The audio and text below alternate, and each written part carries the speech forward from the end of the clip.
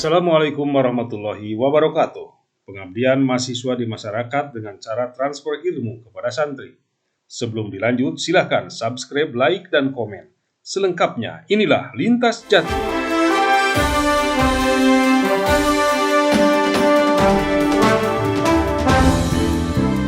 Termasuk ke dalam salah satu program para mahasiswa yang sedang ber-KKN di Desa Jati adalah pengabdian di masyarakat.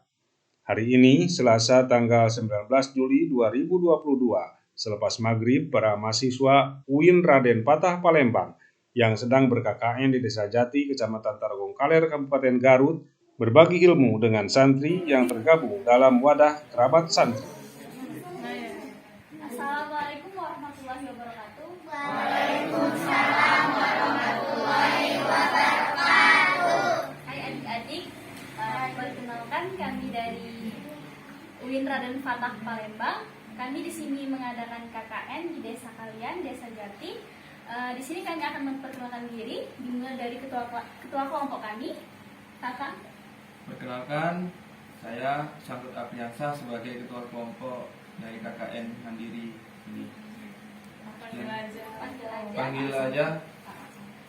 Terserah kalian mau manggil apalah. AA boleh. Abang boleh.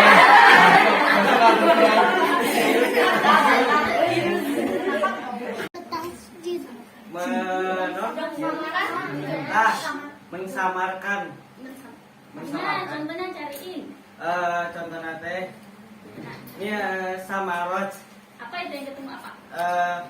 Nun mati menghadapi salah satu huruf IPA yaitu sa. Hai,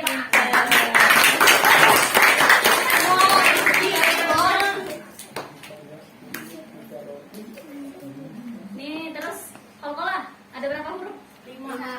Coba sebutin. Tato, baju toko. Contohnya gimana?